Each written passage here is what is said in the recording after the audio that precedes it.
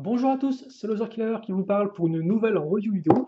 Aujourd'hui consacrée à un ensemble de jeux Lego Juniors sorti en 2017. Il s'agirait de la référence 10739, le Shark Attack ou en français l'attaque du requin. Un modèle donc qui contient 108 pièces et qui coûte la somme de 19,99 €. Et comme vous avez pu le remarquer, il s'agit en effet du thème Lego Juniors, mais du sous-thème tiré du film Lego Ninjago. Voilà.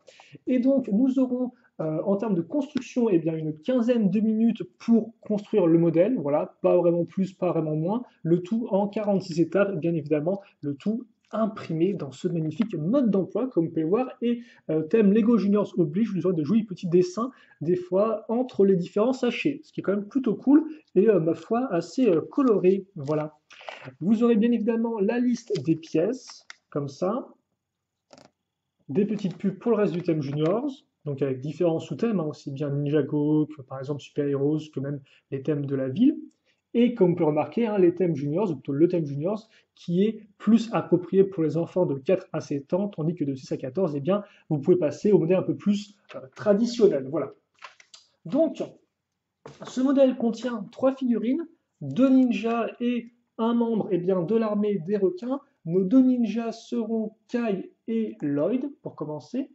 Alors Kai qui viendra en tenue de ninja, alors bien évidemment tel quel, vous pouvez déjà le trouver, excusez-moi, dans de très nombreux modèles. Donc par contre, hormis ça, il viendra toujours autant équipé, cagoule, épaulettes, double katana, en clair, rien ne manque à l'appel. Et bien évidemment, il aura aussi sa fameuse il aura sa fameuse tête doublement imprimée. Voilà, tout son visage doublement imprimé.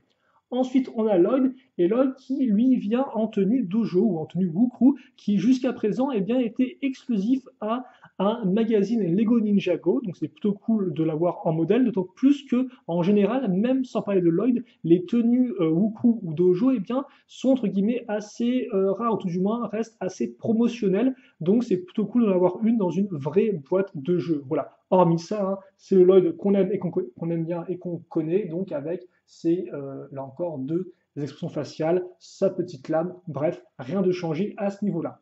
Enfin, donc, notre méchant qui sera le Great White ou le grand requin blanc, comme ceci, donc là encore pas vraiment nouveau, vous pouviez déjà le retrouver dans d'autres modèles tels quels, sauf que, attention, dans ce modèle-là, il viendra sans bouteille d'oxygène. Pourquoi? Parce qu'en fait, eh bien, ça l'empêcherait de s'asseoir dans son véhicule. Donc, ils ont retiré la bouteille d'oxygène, ce qui est un peu dommage, donc, comme vous pouvez le voir, eh bien, à l'arrière, ça laisse une grosse marque jaune de la tête qui ressort à travers le casque. Voilà, donc un peu triste, mais c'est comme ça. Et bien évidemment, nos personnages ont eux aussi des imprimés au niveau du dos, comme on peut le remarquer, et vous pouvez peut-être aussi mieux voir leur seconde expression faciale. Bref, passons maintenant eh bien, aux 3 petites constructions qui composent ce modèle, à commencer eh bien, par la moto de Kai, donc très simple, hein, composée entre guillemets de 2 grosses pièces, celle de châssis et celle de carrosserie. Après, pour le reste, petit pouls d'échappement entre guillemets qui lâche une grosse flamme et petit fanion que j'aime bien. Vous savez que moi, j'aime beaucoup personnellement tout ce qui est petit drapeau sur les véhicules, donc même s'il est assez carré, plutôt content de le voir ici. Après, pour le reste, hein, c'est avant tout une moto de style de course, donc assez effilée, avec un petit imprimé à l'avant, voilà.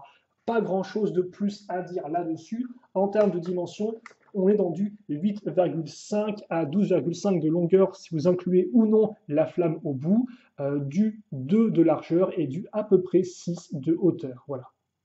Comme ceci, donc par rapport à une figurine. On regardera ça un peu mieux après. Ensuite, on va passer eh bien, au requin, ou plutôt à la voiture requin, car c'est ce que c'est. Hein, donc c'est ça qui sera piloté par notre grand blanc. Et donc, on va partir d'une pièce un peu toute faite de châssis, et puis après différents éléments comme l'aileron arrière, ou encore les sortes de pots d'échappement slash réacteur, ou encore l'accroche donc pour son poisson harpon, donc toujours pratique et plutôt utile. Et par contre, vous noterez qu'à l'avant et au milieu, on aura le droit à beaucoup de pièces à imprimer, car en effet, aucun sticker dans les 7 Lego Juniors, et donc des pièces imprimées en plus qui sont exclusives, avec le numéro 4 indiqué ici, ou encore à l'avant avec une belle tête de requin. D'ailleurs, tête de requin qui va cacher bien sûr de terribles dents en dessous. Vous noterez aussi d'ailleurs le tableau de bord qui est apparu avec cette vague du film, et donc on retrouvera ici, plutôt cool, très jolie pièce. Mais ce n'est pas fini, car en effet, nous allons maintenant équiper notre voiture avec déjà eh bien, des ailerons latéraux pour qu'on ait entre guillemets un vrai requin, Par contre, un peu moins vrai requin, c'est le fait qu'on va aussi ajouter eh bien, deux petits lance-missiles, voilà, que vous pourrez bien sûr lancer avec une pression du doigt. Donc, je vais les lancer très mal comme ceci. De base, si vous mettez plus de force dedans, vous pourrez lancer beaucoup plus loin, mais moi, je le fais pour éviter que la pièce, bien sûr, ne parte à pétaouchnok. Voilà. Donc, voici pour cette petite voiture requin qui, en termes de dimension, fait du 9 de large, du 12 de longueur et du 5,5 de hauteur, comme ceci. Et enfin, on va terminer avec deux petits éléments qui, à eux deux, justement, composent eh bien, la zone d'entraînement, à commencer par ce petit carré avec deux petits sailles dans la boîte, donc utilisable pour Lloyd, justement, vu que lui est en tenue d'entraînement, ou alors pour Kai, si elle veut se défendre sans katana. Et vous aurez donc, comme on peut remarquer à ce niveau-là, eh bien, une petite planche à casser, donc vous n'avez qu'à appuyer dessus, et puis vous pourrez bien sûr eh bien, recréer des scènes de karatéka et autres artistes martiaux. Incroyable. Ensuite, second module, donc une sorte de petit muret avec eh bien, de quoi attacher vos katanas. Vous noterez aussi la pièce de fenêtre à ce niveau-là qui jusqu'à présent eh bien, était exclusif au set de la ville Ninjago. Donc c'est plutôt cool de la trouver de façon un peu plus abordable vu qu'en plus eh bien, c'est une très jolie pièce, donc nouveau moule 2017. Et enfin, vous aurez donc cette seconde station d'entraînement qui cette fois-ci pivote car en effet, on avait déjà eu une station d'entraînement comme ceci dans le modèle de l'entraînement au Spinjitzu, donc le modèle entrée de gamme du vrai thème, mais ça ne tournait pas. Donc là, c'est tout cool, on a un qui tourne vraiment et donc est un peu plus jouable. En termes de dimension, on est dans du 9,5 de long, 6,5 de haut et 1,5 à 4,5 de profondeur. Voilà, par rapport à une figurine. Et enfin, celui-ci d'ailleurs que j'ai oublié de mentionner, 4,7 de côté par rapport à une figurine. Donc voilà à quoi ça ressemble. Et donc maintenant que les présentations sont faites, eh bien, il est presque déjà temps de se quitter, car en effet, je vais mettre en place eh bien, tous les petits éléments qui composent ce modèle, et on va faire le bilan. Donc justement, est-ce que moi, je vous recommande ou pas ce modèle-là? Et donc pour le bilan, on va aussi se permettre de mettre tous les personnages dans leur véhicule, comme ça vous pourrez un peu voir à quoi ça ressemble avec les personnages dedans, comment eh bien, ils fonctionnent avec leur véhicule, à commencer donc par le requin. Et donc, est-ce que je recommande ou pas ce modèle-là? Eh bien, je pense que je peux vous le recommander, oui, parce qu'honnêtement, eh bien, malgré quelques petits, entre guillemets, soucis ici et là, quelques petits trucs qui me dérangeaient un peu, eh bien, pour moi, c'est un très bon modèle, surtout qui est très diversifié et qui vous amènera ou qui vous apportera beaucoup d'éléments de jouabilité. Donc déjà, à commencer par les figurines, donc on va revoir ensemble. Attendez juste 2 secondes que je remette tout ça bien en place, et on va y venir sur nos figurines, donc. Donc 3 figurines au total, vous l'aurez compris. Alors forcément, Kai a beau être complet, ça reste un peu dommage d'avoir à nouveau Kai, vu que c'est un des ninjas qui revient le plus dans les différents modèles. Après, je pense que s'ils ont mis Kai, c'est avant tout parce que eh bien, c'est un personnage qui plaît beaucoup au public de Ninjago, aux fans de Ninjago. Donc c'est pour ça qu'on l'a autant. Mais c'est vrai que, quitte à faire, on aurait par exemple aimé avoir une figurine un peu plus rare ou un peu plus commune, comme par exemple Cole, ça aurait pu être intéressant. Voilà, hélas, ce n'est pas le cas. Après aussi, un peu dommage que le Grand Blanc n'ait pas entre guillemets, de bonbonne d'oxygène. Et après, hormis ça, c'est vrai que par contre, Lloyd, c'est vraiment un très bon choix parce que l'avoir en tenue Wukru, comme je dis, ça reste plutôt rare, occasion plutôt promotionnelle, donc c'est vraiment cool de l'avoir comme ça. Et en plus, ça permet d'avoir de la diversité en termes de ninja, car vous aurez aussi bien un ninja qui sera justement en tenue de combat qu'un ninja justement en tenue d'entraînement. Et en plus, qui dit tenue d'entraînement dit coupe de cheveux, donc autant vous dire, je trouve que le fait qu'ils aient mis entraînement et ninja ensemble, amène un chouette élément de jouabilité en plus de diversité au modèle. Voilà.